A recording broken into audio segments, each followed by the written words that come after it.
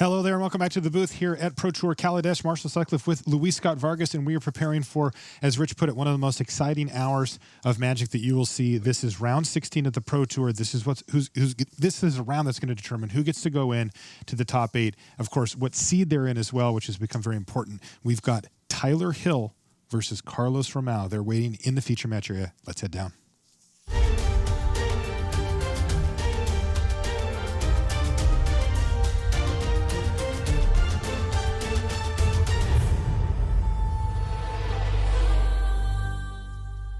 Hello and welcome to coverage of Pro Tour Kaladesh. I'm Marshall Sutcliffe in the booth with Luis Scott Vargas, and it's round 16, Luis. This is a very tense time at the Pro Tour because this is the round that often determines who makes it into the top 8 and who has to go home with, admittedly, a great finish. It just doesn't feel that way when you're the one who doesn't make it in the top 8. Our two players down in the feature match area have two very different histories. Tyler Hill, from the United States, he's a silver pro, also an RPTQ winner. This is only his 5th Pro Tour. You know, he is a relative newcomer to the pros, seeing he's playing green-black Delirium against Carlos Romao, who has been around Magic for a long time. In fact, he won the World Championship in 2002, and as recently as a weekend ago, is still winning GPs. He won Grand Prix Atlanta as well. He's playing Jeskai Control. Yeah, Carlos is a fantastic player. I've known him and played against him many times, and it's pretty cool seeing Tyler doing well. He's, like you said, a relative newcomer to the scene, but he's getting there. I mean, 5 Pro Tours is still 5 Pro Tours, and getting to silver in the Pro Players Club is no trivial feat. Yes, that is a feat, and well, indeed. Now, matchup-wise here, we've got Jeskai Control, and I have to admit that when I saw that Carlos was playing Jeskai Control, I thought that was a pretty big gamble coming into the tournament. The field was not known. This is not a settled metagame. There's a lot going on, and he decided to take that. And then when we saw him on camera yesterday, you know, he got kind of smoked even after having what looked like a pretty reasonable curve against an aggressive deck, and I thought, well, this isn't going to work out well for Carlos. Well, I was wrong. He is at 11-3-1, and basically playing for top 8 here. Yeah, if you get the metagame right, control decks can be awesome. Shota Yasauka in the top 8 with his torrential Gear Hulks already, and Carlos Romao looking to join him. Yeah, 2 different builds here. Carlos is on Jeskai Control, and again, he's playing against Black-Green Delirium, which is a deck that we saw last season a fair bit, and it has some new additions here as well. You know, when you look at the build that Tyler decided to bring, he's added a couple of Filigree Familiar, some Blooming Marsh, improving his mana base a little bit there as well. But otherwise, you know, he's kept things pretty close to the vest as far as that old build goes. He's got a Virtuous Gear Hulk as well, just a one-of though. So he didn't really go off the deep end here as far as Kaladesh cards. It's just a few small additions. Yeah, and you'll see a number of one-of creatures, 1 Emrakul, 1 Gear Hulk, 1 Kalitas, because 1 Sylvan Advocate, because of the 4 copies of Traverse the Ulvenwald that allow Tyler to kind of leverage those one-ofs into a little bit more selection. Yeah, and on the other side of the table for Carlos, he has actually picked up quite a few cards from Kaladesh in his deck. 4 Harness Lightning, which has been a real breakout card. A pair of Dovin for Glimmer of Genius, even 2 Fumigate in his list as well. He's also playing 3 Torrential Gear Hulk, which you mentioned earlier we've seen in the hands of Shota Yasauka, who's already secured his spot in the top 8. Also 4 Ether Hub. As you can see, the game has slowly developed here for Tyler Hill as his threats have been answered by, well, a few different, combination of cards here from Carlos Romao. But the key here is that he's now played his 5th land and is facing no pressure at 20 life. Yeah, and this is exactly the kind of game that Carlos wants to play. Torrential Gear Hulk wins these games handily. And Torrential Gear Hulk is really the reason that these control decks exist. Just giving you the option of a 6-mana, powerful 2-for-1, maybe even a 3-for-1 if you get back Glimmer of Genius. It's the Sphinx's Revelation that these decks have been looking for. And now you can see that Carlos Romao is also pulling significantly ahead on mana as Tyler Hill finds a swamp here.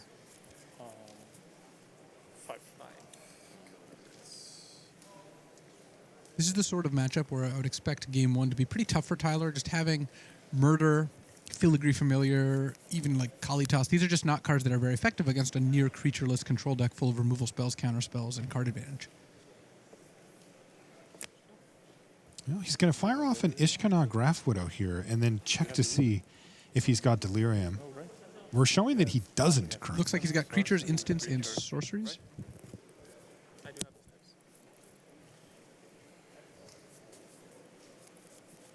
Well, strike that. He does have Delirium. Oh, and Delirium has been enabled. Okay, well, you know, Carlos just let that happen, and that is a significant board created just by Ishkana and the little spiders there. Well, one of the reasons that Carlos doesn't mind so much is that Fumigate actually will not only clear the board, which actually seems like one way to deal with a spider infestation would be to fumigate everything. All that Delirium did was gain Carlos a little bit of additional life. I see. Fumigate. Well, those spiders are not long for this world. He's going to squash them and jump up to 24 life before passing the turn back with 3 mana available and a Void Shatter in hand. Now, I will say, though, that, you know, looking at Carlos's hand here, we can bring that up on the screen. He's got a Void Shatter and a Harness Lightning and a couple of lands. He's actually a bit land heavy. Would love to see like a Glimmer of Genius or some card draw spell off the top here. We could run into a situation where Carlos has trades 1-for-1 a bunch of times, but then just ends up drawing 2 or 3 extra lands, and Tyler has a lot of threats in his deck. That's right. So this is going to be a Mind Rack Demon from Tyler Hill. Carlos is going to let that resolve because he knows that his Harness Lightning in conjunction with the 3 energy he already has is enough to take that creature down, so he doesn't want to use his Void Shatter on it. This also puts Tyler to 6 different types in his graveyard, so he's got 6 lands in play, 6 types. He's only 1 land short of casting Emrakul, the Promised End, which actually is lurking in his hand. Yeah, so that's the downside for Carlos, is it gets him closer to it, but the upside, of course, is that he gets to keep the Void Shatter so that he can actually counter Emrakul. Sure. 16? 20, sorry. And Carlos is actually going to leverage his life total here and not fire off a removal spell. He's just going to take the 4 and drop back down to 20 here. He figures, you know, this is one of the resources he has to work with. And Carlos could easily Harness Lightning away the demon. He's got a bunch of extra energy from those Ether Hubs. But he doesn't mind taking a couple hits here. Sure. This could make a drawn Fumigate even better, though he doesn't have it at the moment. Ooh. Torrential Torrential Gearhulk Gearhulk's is a card. real. Carlos also has a Quarantine Field. He could cast Quarantine Field here, and he's got another land, so he actually could Quarantine Field away both those permanents and then still have Void Shatter up.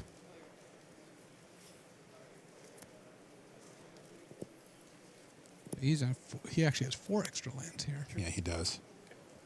So, and here we go. Quarantine Field is going to generate more card advantage. He's going to get a big 2-for-1 here, taking a Kaladesh and the Demon. And again, you know, looking at the life totals here, Carlos had a clean 20. And there's another Ishkana. So lots of threats from Tyler Hill, though Carlos has had the answer for them each time. And he is going to actually use the Void Shatter here, which could clear the way for an Emrakul down the line. Though I think Carlos is more willing to use that now that he's drawn that Torrential Gear. The Gearhulk, and he can just leave that up, yeah. He's going to play a Port Town and ship the turn back. One key interaction with Torrential Gearhulk is that it's only instant cards.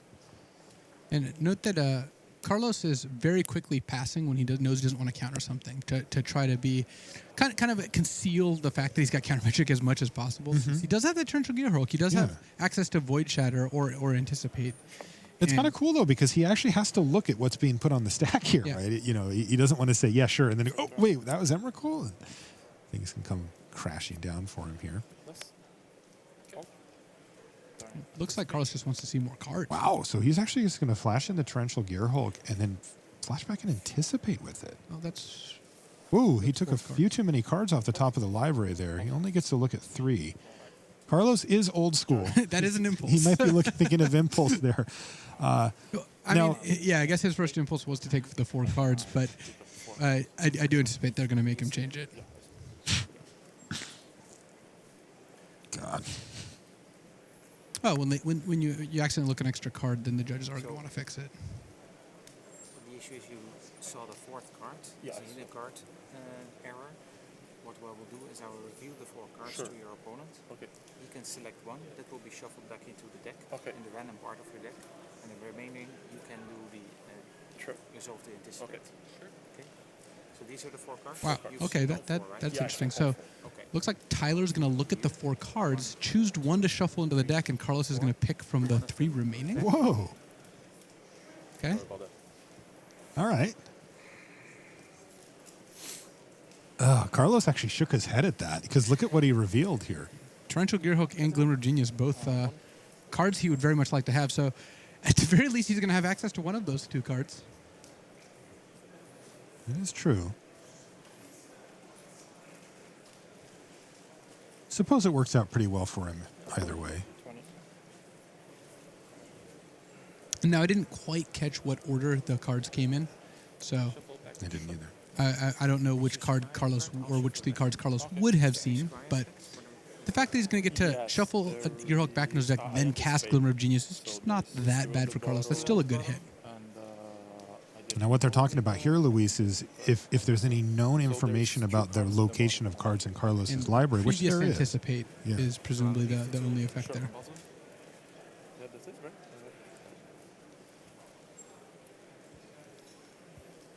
So you have This is back then. Okay, sure.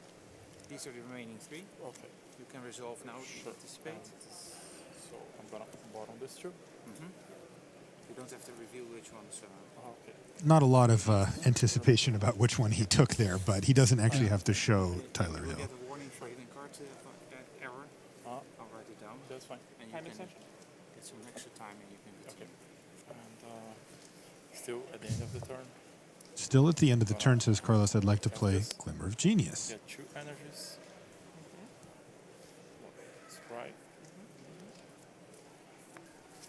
He sees another Anticipate and a land. This. He'd like the Anticipate. Yes. Bottom this. Now he gets to draw another card. Draw the other card. That may have been a land as well.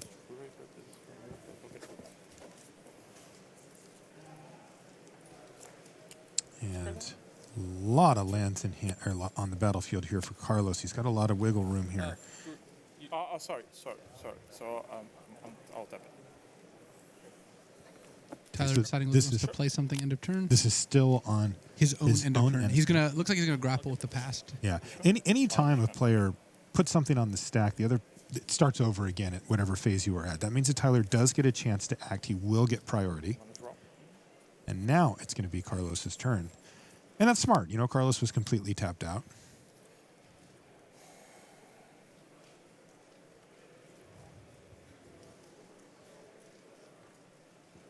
Let's see what Tyler's working with here. Oh, he's got that Emrakul still, a bunch of removal spells, and then the Ishkanah he just got back with grapple. So Tyler's got a lot of gas. I mean, the fact that he is on 6 lands and all the rest spells does mean that he's got a lot to work with, though. Carlos did find another Gearhulk here. It's a big deal. There's also that Glimmer of Genius sitting in the board. He can start kind of chaining things together here. Meanwhile, he's also attacking. Well, Torrential Gearhulk is very large. It's can march past Mind Rack Demon with ease here. Yeah, he really did need to find that something to handle Emrakul in case Tyler can cast it this turn. Cards. I have 3. Looks like he has 6 different card types.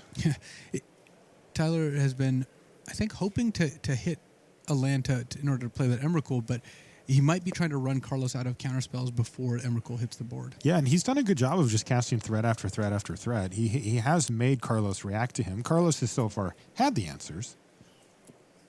It makes him do it. It looks like this is going to prompt a Gearhulk and a Void Shatter. And White Shatter. That's White Shatter. Tyler patiently working through the counterspells of So Carlos Romao.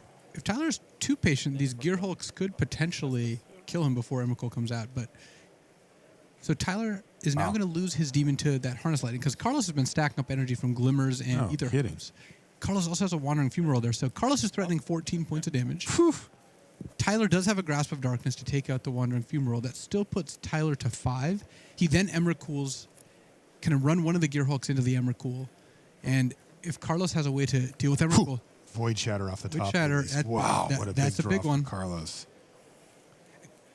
actually, Carlos has 2 fumerals. He's 1 mana short of activating both fumerals and keeping up Void Shatter, so now he's got decisions to make. It is certainly safer to keep up Void Shatter, but it is tempting to want to attack with both fumerals. It puts Tyler dead if Tyler doesn't have Grasp, but Carlos has to... I think he has to at least keep in mind that Grasp is the exact kind of card that Tyler could just have in hand and not have an opportunity to cast this game. That happens all the time against these control decks, especially game 1. And Tyler's sitting there holding 4 cards in his hand as well. He hasn't played a land every turn of the game, so Carlos is going to know that they're spells. And yeah, he is going to take a slightly safer line here. And the Grasp of Darkness is going to make him feel very smart for doing so. That's still 10 damage, though, to Tyler, knocking him down to 5. And Carlos is going to pass the turn back. Now, of note here, the Void Shatter can counter Emrakul, though the trigger will still happen and still resolve. But without the 13/13 flying, it doesn't look nearly as good. No, and basically Carlos has to avoid drawing like Fumigate. a Fumigate or a Radiant Flames in order to keep his Gearhulks alive. And you say Radiant Flames because he already has one in his hand. Right. If he draws a second Radiant Flames on the Emrakul turn, Tyler can double Radiant Flames, kill both of Carlos's Gearhulks, actually, and his Wandering Fumarole. Ooh. So there's going to be some live draws there, but it is time for Emrakul. So Emrakul hits the stack. Carlos actually just making sure that the cost is correct here before addressing anything else. So he's playing 6 for him? It looks like we have 6 types listed here, so it's possible the 7th snuck in.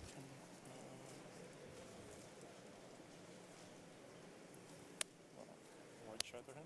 Okay, so Void Shatter, Emrakul. Wow, that was a big draw from Carlos to have that Void Shatter because the shields were finally down. Tyler had actually... All right, so this done is... it. Oh, this is a huge This is a big draw step.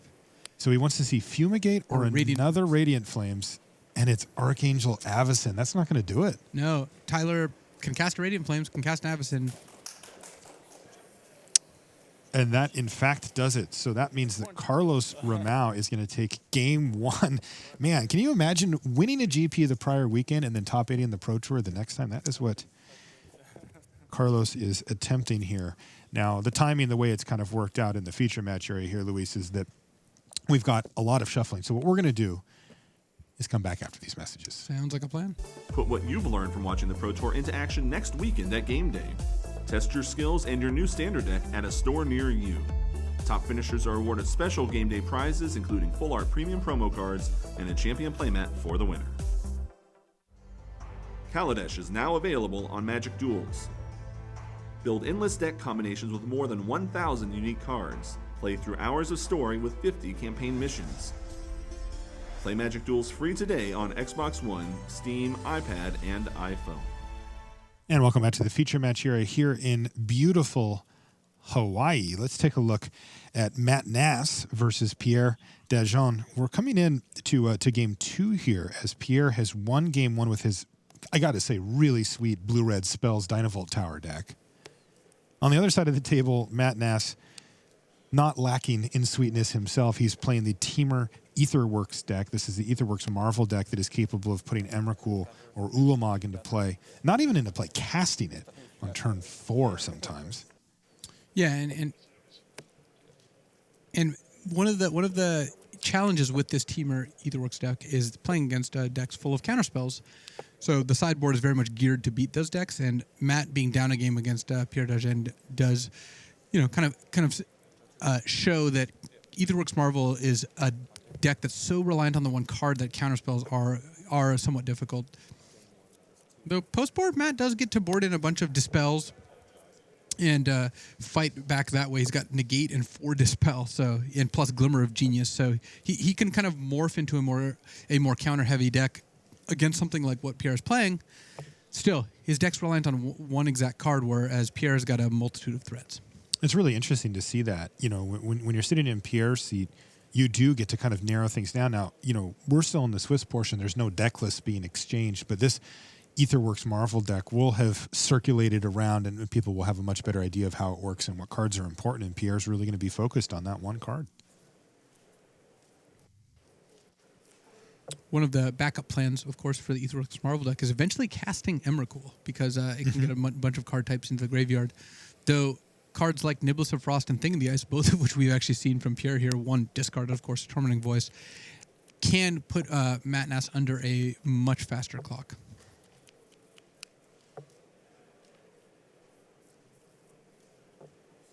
That is kind of the 1-2 punch that we see from Pierre's list, is that he does have the ability to really change gears once a lot of players take out their spot removal spells. That's not super applicable here, but he is able to put out a lot of pressure and back that up with these counter spells to keep Matt Nass off of his primary game plan. And you see Thing in the Ice number 2. I was talking to Pierre in between rounds because we've seen a number of his feature matches where he loses game 1, sides in Niblis of Frost, and runs away with the match. And he's like, "Yeah, game 1 is tough against like Marvel, Grixis." He starts naming other decks. He's like, "Yeah, maybe my deck's just bad, but my sideboard's great." I'm like, yeah, that does line up with what we have seen. Though he's up a game here against Matt Nass, so this might just be a matchup where Pierre is just very well positioned. Now, as far as top 8 implications here, Luis, I'm looking at my sheet, and Matt Nass is showing 12-2-1. His opponent, Pierre, is on 12-3. Now, there's a little bit of a difference here, depending on who were to lose. I mean, that actually knocks Pierre out, right? He did have the best tiebreakers coming into this round. Okay. So depending on how other matches go, it's certainly not a guarantee that he's out. In fact, he's got a good shot of being in. But Matt Nass was the player who wanted to play. I think Pierre would have drawn. I didn't see their conversation, but I know coming into the round, Matt was planning on playing this round. Okay. Yeah, Matt has a lot to gain here. He does. Yeah, if he's able to win this match, he'll have a leg up on Sunday because he's going to have an extra match win at the very least based on the new structure. Yeah, that's so much to play for here. We went from playing for play draw, which already had a significant impact, to now match wins in the top 8. Well, for Matt Nass, he's playing a top 8 match right now. He's playing to see how many matches he has to win tomorrow. How crazy is that? Of course, Pierre is fighting for his spot in the top 8 potentially. Well, worth a win, he will be in. But if he were to lose, he's on the ropes and may not make it. We've had a particularly large Pro Tour here in Hawaii, and we're pushing 500 players, and we had over 450 play in this tournament. 466 players. Yeah. Bigger than any Pro Tour I can remember, and that means that the record you need to make top 8 is going to change somewhat. That's right. Normally we have right around 400, just maybe a little less, a little more. And usually the record you need is 12-4. When you get to 12-4, that usually makes it so that you're going to go in.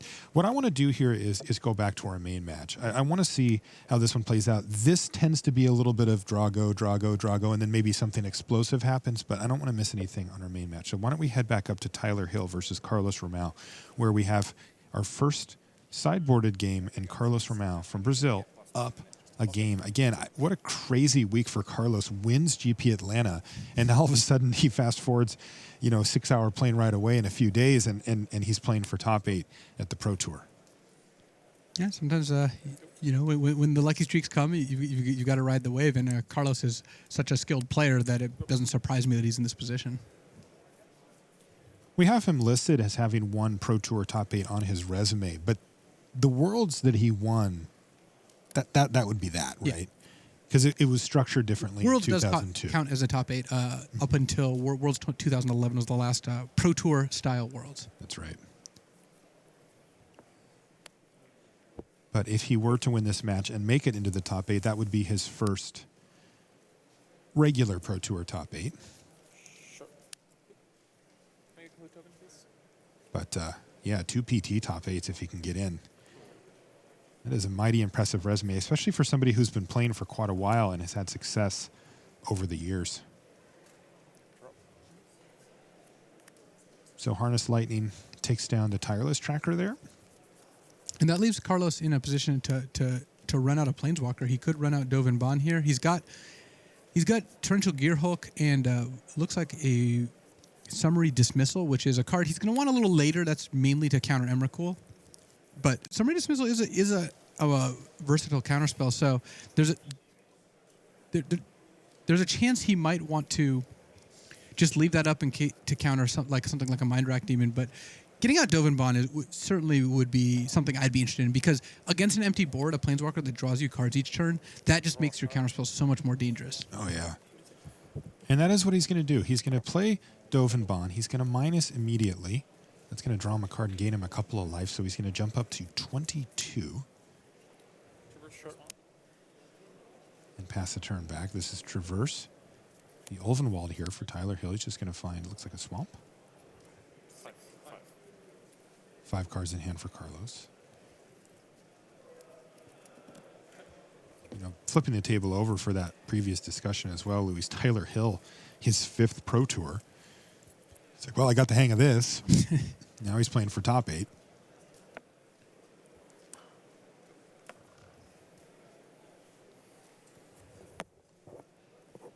So it looks like Was there a Hissing Quagmire attack? Takes out Dovanbon, but that taps out Tyler, lets Carlos, go up a card from Dovanbon, and now that Carlos found Glimmer of Genius, he's in a much more secure position. Well, here's a potential threat, though. There's Liliana.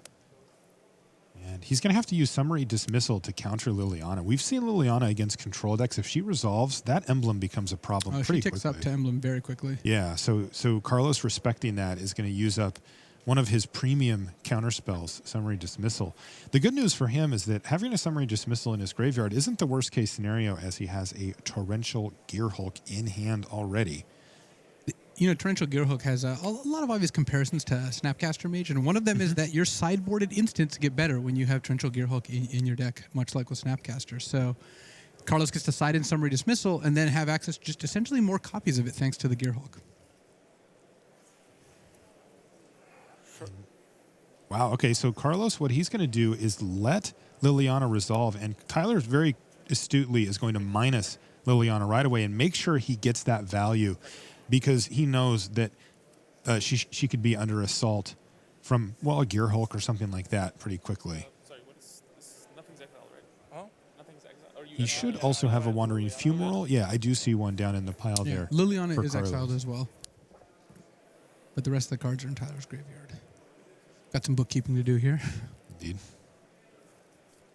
Carlos deciding this is what he wants to Gearhulk back. Basically, he can Gearhulk back a counterspell, or he could just Gearhulk back Harness Lightning, remove the tracker, and attack Liliana with the Torrential Gearhulk. And that's what he's going to do here. This also, of course, gives him a 5/6 to start pressuring Tyler Hill's life total. And we've seen this deck from Carlos Romao kind of, when it turns the corner like this, now he can kind of protect the Gearhulk and just keep smashing, because it is such a quick clock at 5 power. And that's the really big difference between Gearhulk and Snapcaster Mage. Gearhulk ends games. It's a 5/6. Very quickly. Now, the downside, of course, from Carlos's perspective, is there is a creature land. Actually, 2 of them over there for Tyler Hill with Hissing Quagmire, which is a great blocker for Gearhulk as it trades off. So it's unlikely that Carlos is able to get in for the full 20 with the Gearhulk through that. And here's Transgress the Mind for Tyler. Got a match update for you as well. We popped in shortly on Pierre Dajon versus Matt Nass, and Pierre has won 2-0, and that should lock him up for top 8 and put Matt still likely in top 8, though he's going to be in that lower bracket. It looks like there's actually a good chance Matt Nass finishes, in looking at the standings here, that he finishes in the 3rd or 4th seed, but we'll see how the other matches play. Even in that 3rd or 4th seed, which puts him that one bracket up. Not in that top one, but you hear some clapping as well. That is commonplace here in round 16. Carlos is in great shape here. Filigree Familiar. Doesn't look It's a great. little speed bump. It'll gain Tyler a couple life, potentially block a Torrential Gearhulk, but Carlos is having none of it. Stasis Snare is going to take out the Filigree Familiar, not even trigger the card draw. And now Carlos, this is what the Jeskai control deck is built to do. Yes. Get a Gearhulk out, sit on counterspells and card draw, and just stop your opponent from doing anything. As you mentioned before, Hissing Quagmire can eventually stop the Gearhulk beats, but Tyler has to leave mana up for that, and Carlos still has Glimmer of Genius to find an answer. This top 8 is shaping up very nicely. We know Shota Yasuoka should be in, Pierre Dajon, and Matt Nass. I like that start.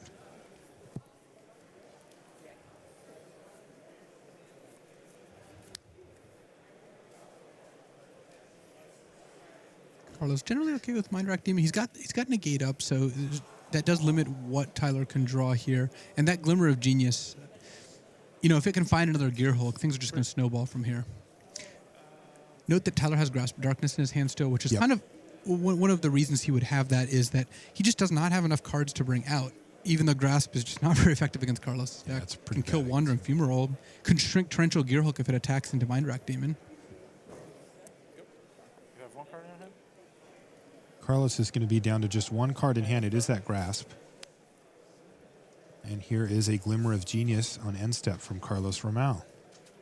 Glimmer of Genius has really overperformed this weekend, and Yeah. well, that's a Torrential Gearhook, it looks like, paired with a Harness Lightning. Jeez. Carlos may just want these two cards. Both? Yeah, he just said, I'll take both of them, which is terrible news for Tyler Hill. 4 cards? Oh, 4 cards. This is kind of interesting. So Carlos chose not to Harness Lightning the demon, the Mind Rack Demon, presumably because he wants to save it for Hissing Quagmire. You could end up in a situation where Carlos attacks, Tyler animates Hissing Quagmire, Carlos goes to Harness Lightning it, and then we see a Grasp of Darkness make the demon win a fight against Torrential Gearhook. Vessel of Nascency was the draw for Tyler. So it looks like Carlos just declined to attack wholesale. Yeah, he did.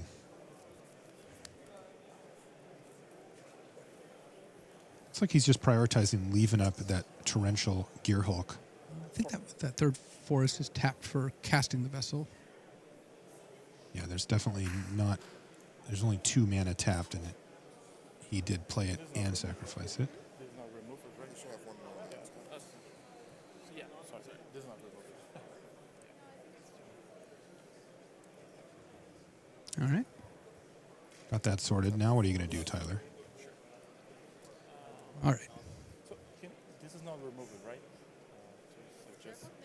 I wait for the host. Okay. No, that's fine. Yeah, for a second, I actually did see Carlos last I turn did move too. Glimmer of Genius over, but then he was actually confirming, actually, this shouldn't be exiled. Yeah, he brought it back in.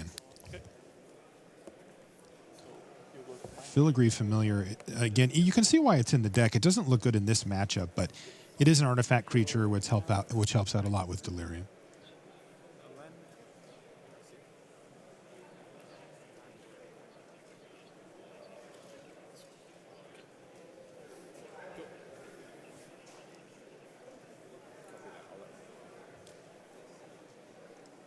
Carlos just got a lot of good options here.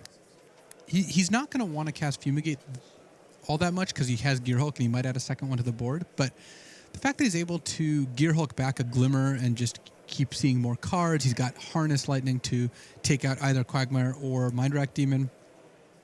Carlos has a lot of ways to play this, and most of the roads just look very clear. Like, he's got a lot of different options, and they all seem pretty good. Yeah, they do. Looks like he's just going to go big here, play a second copy of Torrential Gearhulk and just get back the Glimmer of Genius. And we've seen this play quite a bit, but getting a 4-mana spell for free is a big deal. Yeah, if you think that it's worth paying 4 for Glimmer, Torrential Gearhulk is kind of like paying 2 mana for a 5/6 that didn't cost you a card. At instant speed. It's pretty good. Would we see Glimmer of Genius as much, though, without the Gearhulks? Like, is that a card that we would just be casting anyway? I don't think so. I mean, you have a deck like Pierre d'Argens he's got 4 Glimmers and 1 Torrential Gearhulk and one on the sideboard. So he's, they are paired, but he would probably be playing the Glimmer anyway because of Dynavolt Tower. A deck like Carlos's or Shoda's, you're just not going to see Glimmer without the accompanying Gearhulks. Yeah, it felt a little slow at 4 mana, but yeah, for free, all of a sudden it looks pretty great. So Carlos working his way through here, trying to find an avenue to victory, though I agree with you, Luis. It looks like whichever avenue he takes very well may lead him to victory, as he has such a stacked hand here. Look at his hand. He's got 5 spells.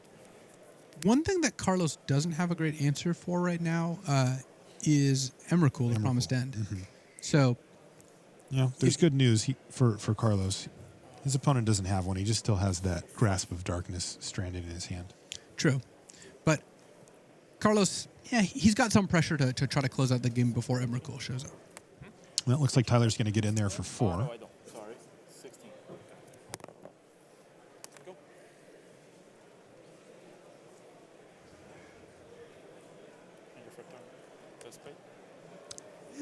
Carlos is still cycling through his deck at a reasonably high speed here.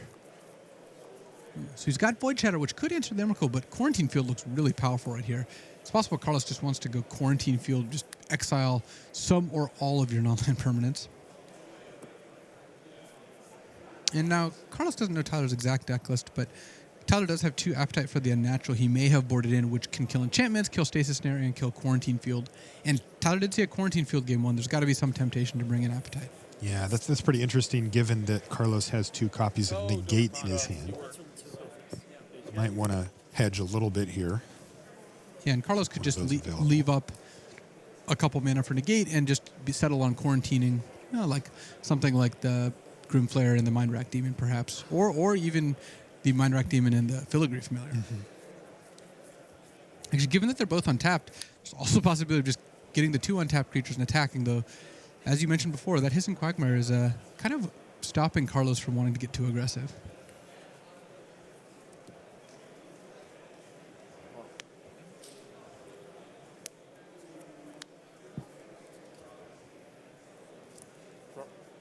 All right, let's see what Carlos decides to do here. This is definitely one of those games that if you're in Carlos's position, you feel like if you end up losing this game, there are other paths you could have taken. Because Carlos has had, basically he's been in the driver's seat. He's got all the options. And I like him trying to progress the board and try to, start attacking Tyler here. I do too. And he did take that line that you and I described. Although this does mean the Harness Lightning has to kill the Hissing Quagmire in order for the 10 damage to hit. And that is going to leave Carlos completely tapped out for the turn. So there is perhaps a window of opportunity for Tyler to draw something huge. Unfortunately for him, he did not. He drew a Swamp. Yeah, so now it's 2 Torrential Gearhulks against Mind Rack Demon. The Grasp of Darkness will make that exchange favorable, except Carlos is just highly likely to negate the Grasp and end up winning that combat. Yeah, that is not one of the cards that Carlos anticipated that he was going to be negating, but it does look like that is going to be profitable. And Void Shatter, the draw for Carlos, that's an excellent draw, because now he's so much more secure in this board position. Verifying there's no Hissing Quagmires. Sure. No, those are Blooming Marshes. I have 9 life. Attack. This is a lethal attack. If either Gearhulk plus the Wandering Fumarole gets in and Carlos activates it, then it would be lethal. So here's Grasp. This is pre-blocks. He's going to target one of the Gearhulks, and we're going to see Negate here. Negate.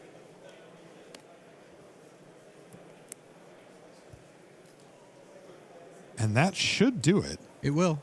There's a block, but that's 9 damage if Carlos activates his Wandering Fumarole. And that does it. Carlos Romao from Brazil chains together a GP win last weekend into a Pro Tour top 8 this weekend. And, he's got some fans. Oh, yeah.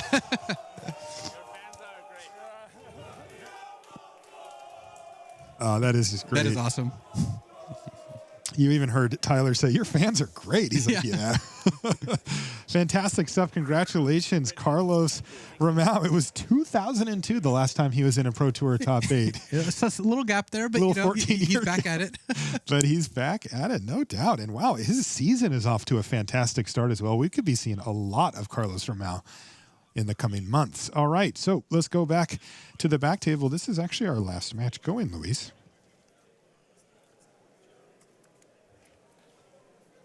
So we've got Jun Ishihara playing against Joey Manor on our back match. We have deck I actually haven't seen yet. Blue-White Flash. Yeah, it's called Flash, but yeah, it's basically a Spirits deck, and he's playing against Teamer Emerge. This is definitely a matchup I haven't seen yet on the weekend, Luis, and we've got a lot of action as we come in here. Joey Manor is up a game, and he's sending in a lot of attacks right now. I want to say this is Jun Ishihara, who we saw last round in much the same situation. We jumped in, and there's just a million creatures in play. Unfortunately for Jun, he is way behind here, 20-3, and getting attacked by a lot of things, including smugglers, copters, and spell quellers. Also, it looks like Joey is kind of playing the Reflector Mage deck of the format. I haven't seen a Reflector Mage on camera once this week. I haven't either. And that went from the Bane of Standard to a card that some people still play, because Joey Manor looks like he's in very good shape this game. But much more of a rare sight. Yeah, he's playing 4 smugglers copters. But if you look at the rest of the list, it's all stuff we saw last season. Archangel Avacyn, Gideon, Spell Queller, Reflector Mage, Stasis Snare, Rattle Chains, Selfless Spirit, and then the Thraben Inspectors. Take a look at Joey here. And that is the look of somebody who is doing quite well in a game of Magic, I have to say. He looks pretty comfortable. As well he should. Negate stopping at Traverse the Oval there, which you saw June counting his graveyard for types. Emrakul was presumably on her way, but Joey was having none of it. Joey holding Archangel Avacyn in hand and still has the mana to cast her as well. I think that June is going to go for another copy of Ishkana. That's exactly what he does, and he kind of laughs when he says it. It's going to net him 3 spiders. And June says go.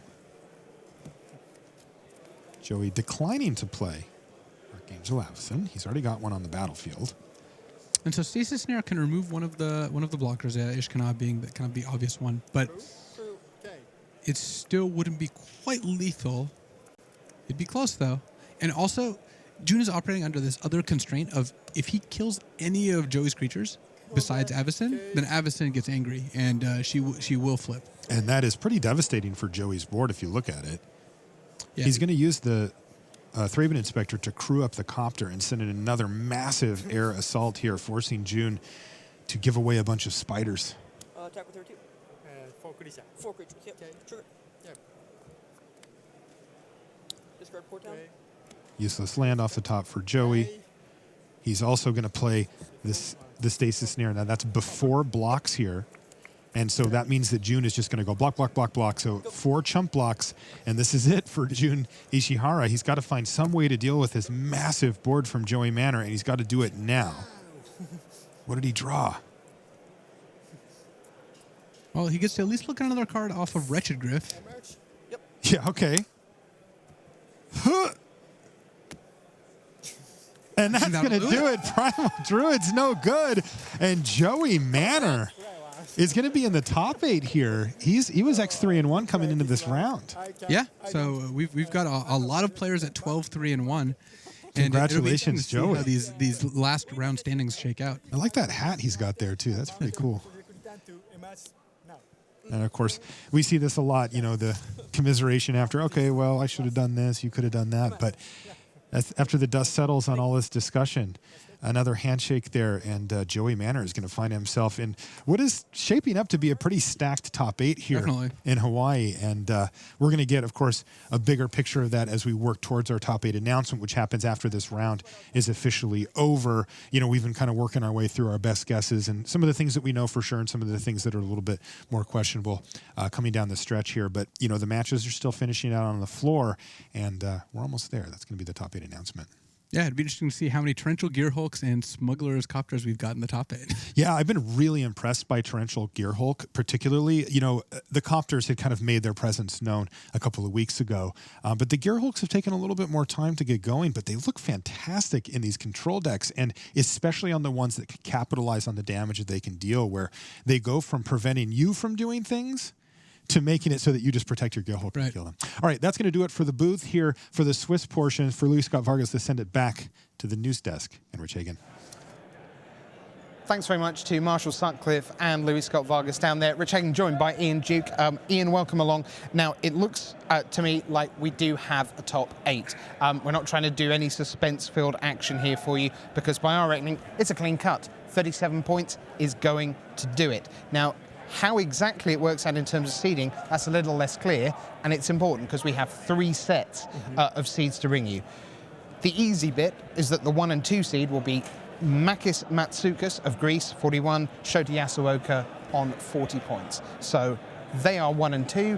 They don't get to play until the afternoon, Ian. Fantastic. Yeah, it's like having buys in the top 8 in a way, if you want to think of it like that. Absolutely, yeah. So they come back in the semi-finals.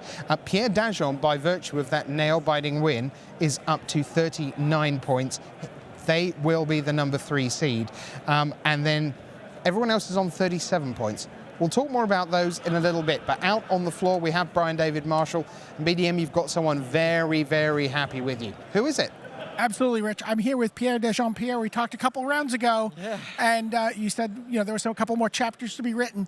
Tell me about these last couple of rounds and what's happened here to get you into the top 8 of Pro Tour Kaladesh. It's been pretty insane. I think I beat a lot of bad matchups. I played against Oliver playing Colossus, which is not a great matchup, but Nebulous of Frost. Then I played a match against Black-Green. That was easier. That was like, whew, relaxed. Then another Black-Green, Andrei Strasky, and the games were super close.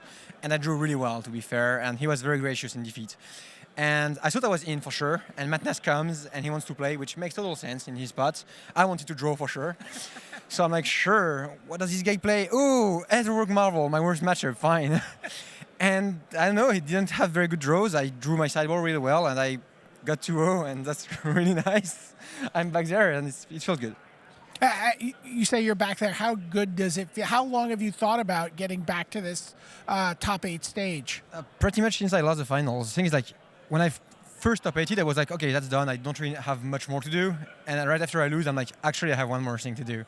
Maybe 2, because I would like to play Worlds one day. But like, since then, I wanted to go to see if I can go like one step higher. And like, this is my shot. I mean, I'm obviously happy as it is. But the tournament is far from over. Where do you think you're going to stand? Have you done the math where you think you'll stand in these new bracketed top 8? I'm not entirely sure, but I was forced between this round, and my breakers are very, very good. So for sure, top 4. If I can grab top 2, obviously that's insane. But for sure, top 4.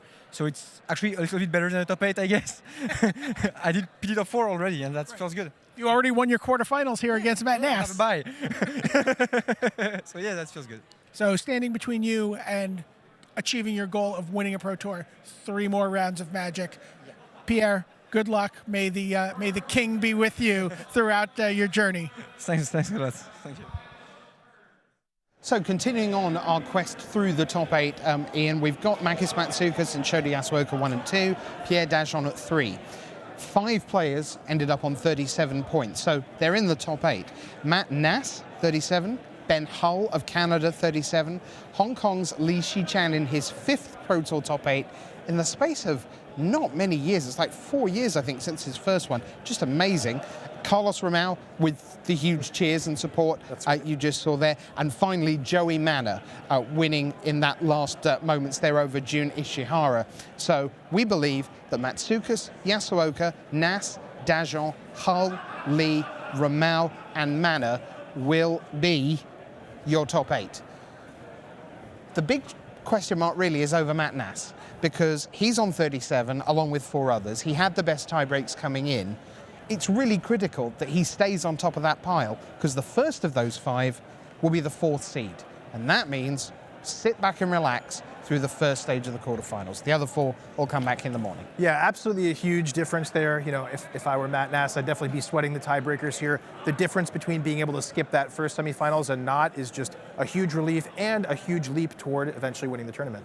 Well, our ears were almost bleeding when Carlos Romao won his match out on the floor. He is one of the hottest players in Magic right now. He's here because he won the Team Grand Prix in Sao Paulo. Last weekend, he won the Grand Prix individually in Atlanta. No one knows the limited format better. And now here he is in the top 8 once again, 14 years after his World Championship victory. He's down in the feature match area with Brian David Marshall. Thanks, Rich. Carlos, how is it possible that you've gotten taller since our last interview yesterday? I'm happy, so every time I'm happy, I get taller. Sorry, man, that's fine. But I will get taller and taller and taller until tomorrow because I'm so happy right now. What is the, when you made the top 8 of Worlds 14 seasons ago, is that already? Yes. You know, did you think it would take you this long to get back to the top 8?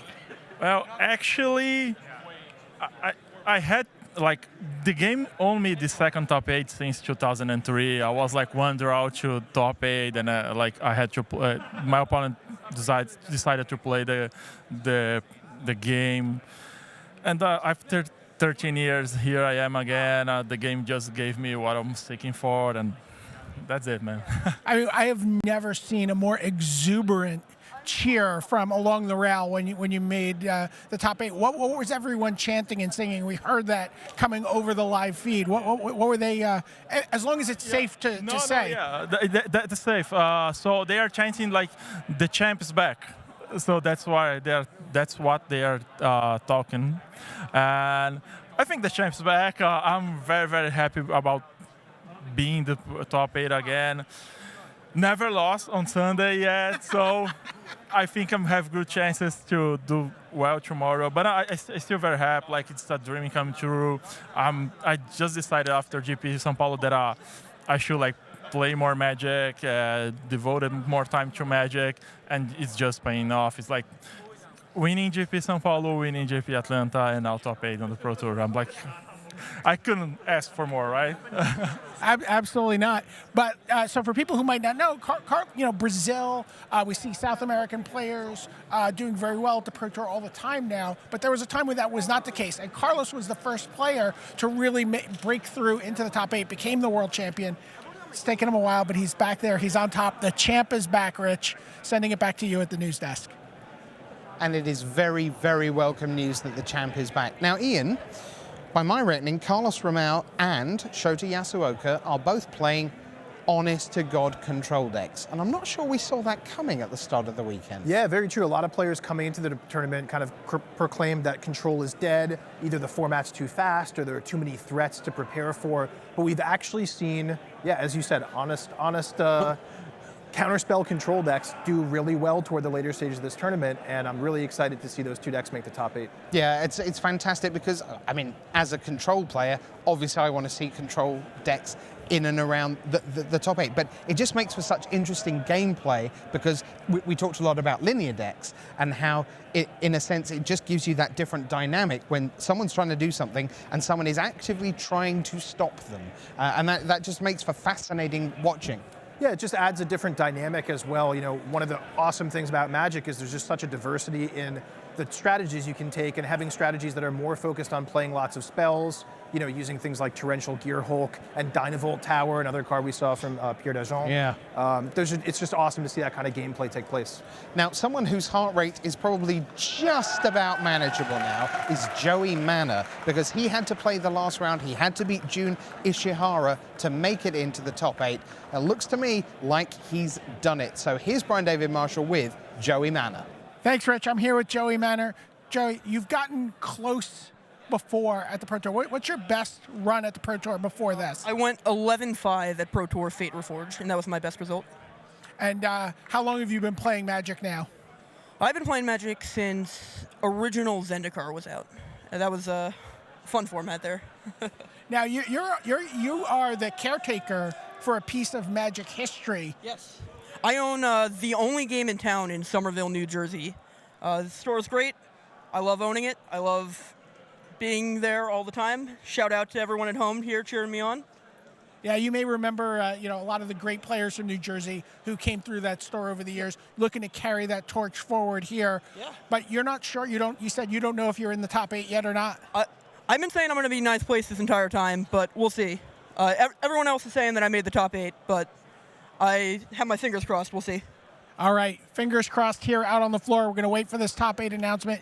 Joey Manor, though, won his last round. He's put himself in the best shape he can to do this here at Pro Tour Kaladesh. Thank you, Brian. To be honest, Ian, when people say things like, I think I might be ninth, I start to question whether 37 is in fact more than 36. But I think it is.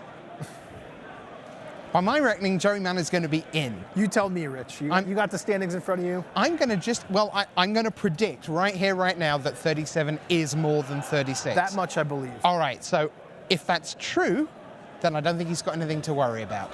But that is why we have an official top 8 announcement. We're just a couple of minutes away from that. You'll meet the top 8 as they roll across the feature match area, where tomorrow an amazing top 8 is going to play out. Still to come is our review of the day, so don't go anywhere. We'll preview tomorrow for you as well.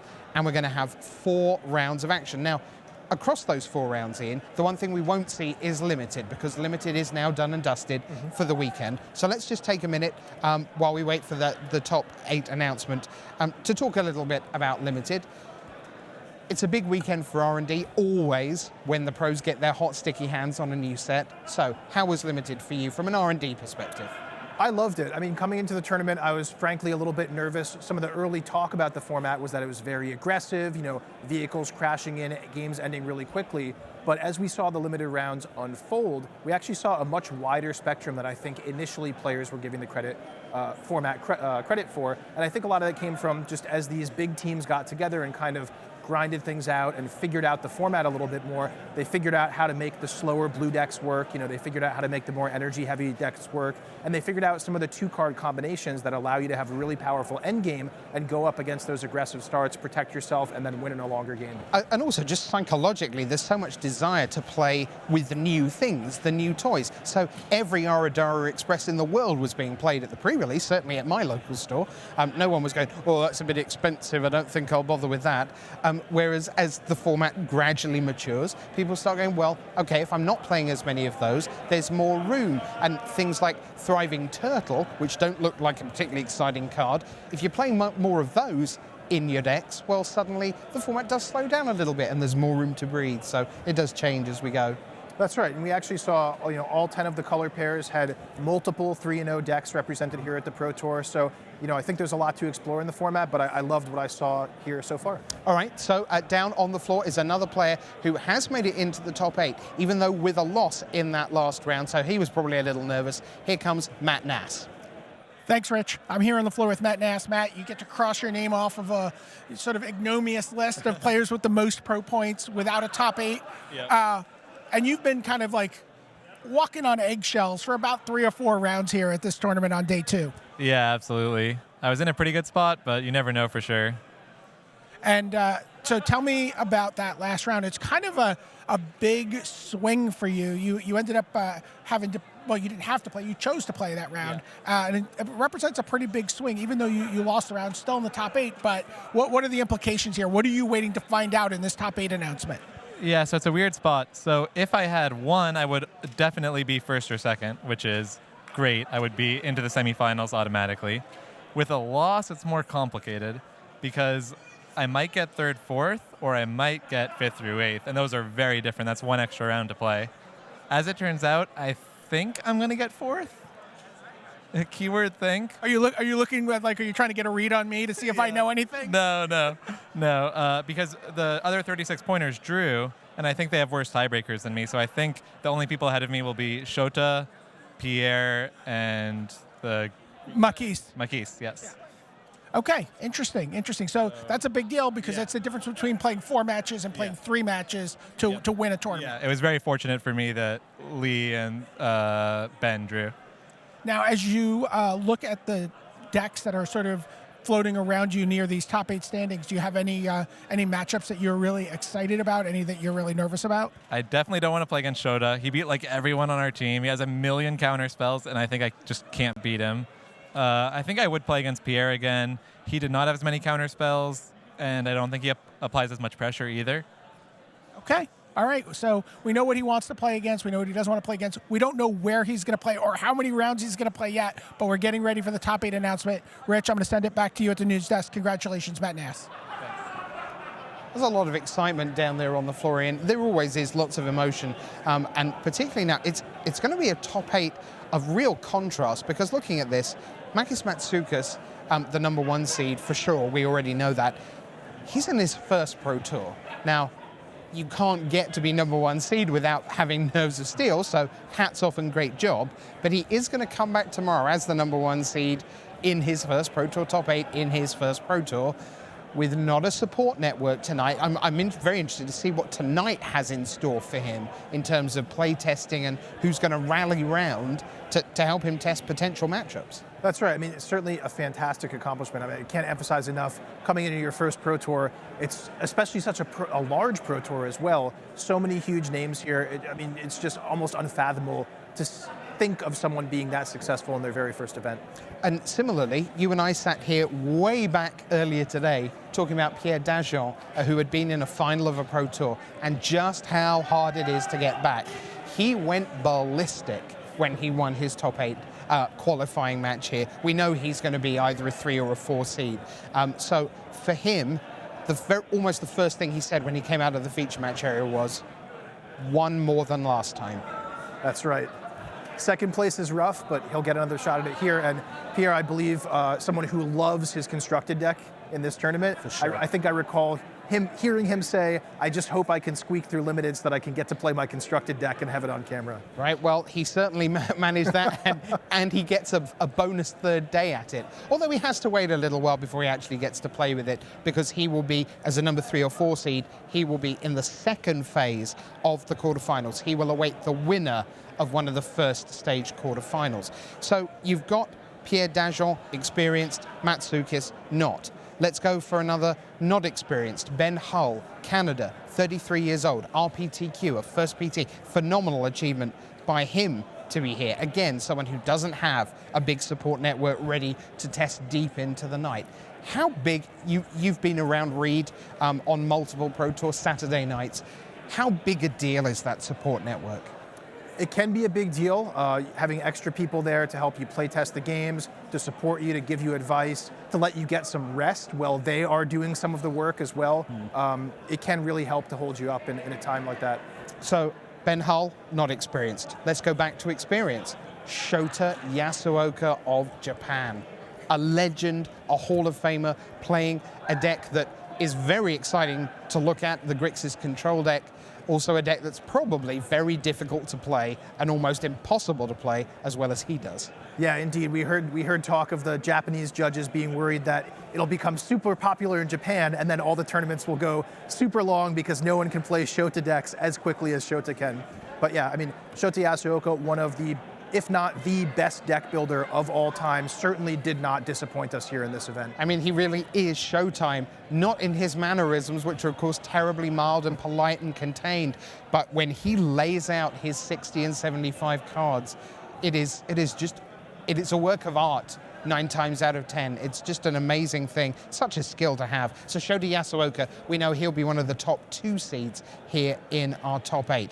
Well, how about Joey Manor? We've just heard from him. First Pro Tour top 8 there, more inexperience, but there's more experience to come because Li Shi Chan is into his 5th Pro Tour top 8.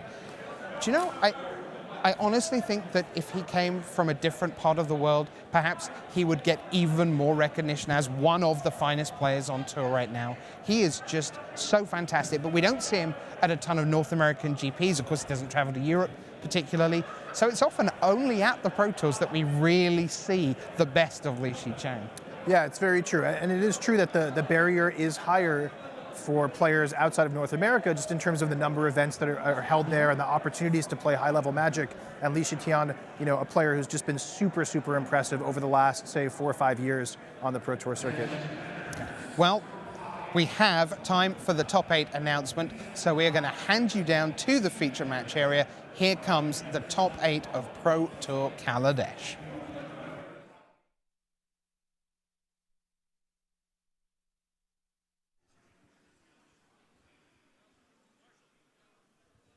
Hello and welcome to the feature match area here at Pro Tour Kaladesh. It is time for our top 8 announcement. In first place, with 41 match points, from Greece, Makis Matsoukas.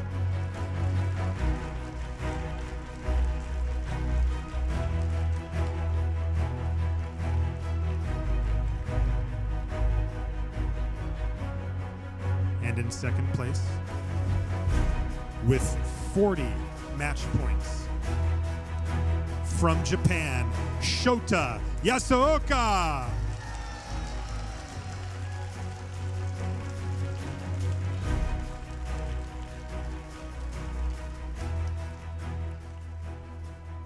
In third place, with 39 match points, from France, Pierre Dajon.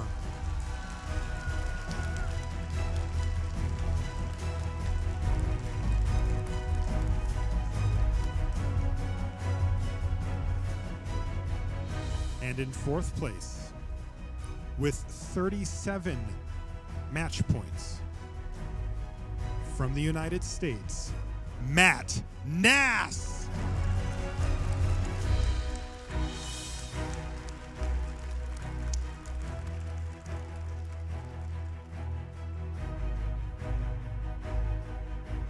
In 5th place, with 37 match points, from Brazil, Carlos Romao.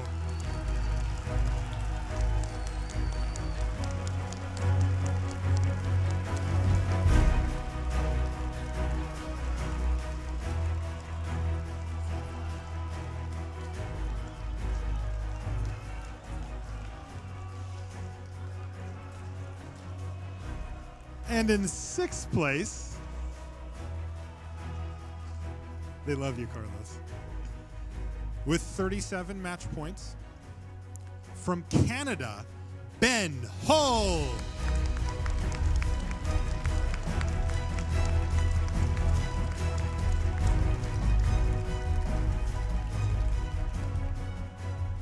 That leaves 2 spots. In 7th place, also with 37 match points, from Hong Kong, Li Shi Tian.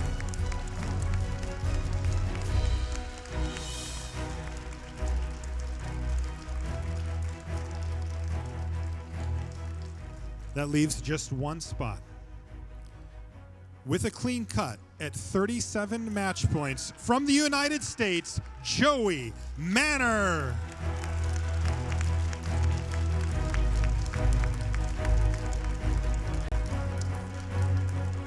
Ladies and gentlemen, let's give it up for your top 8 competitors here at Pro Tour Kaladesh.